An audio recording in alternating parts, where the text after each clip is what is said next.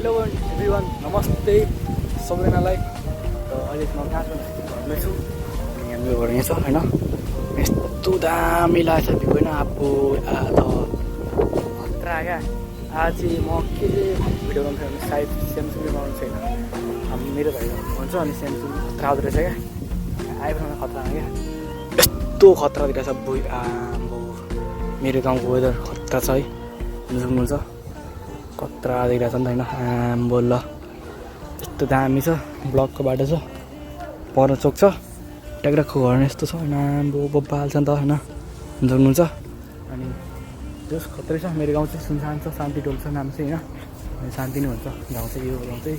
अब अरू कस्तो के हुन्छ भन्न सक्दिनँ म चाहिँ होइन। यस्तो दामी छ ल बाल क्या।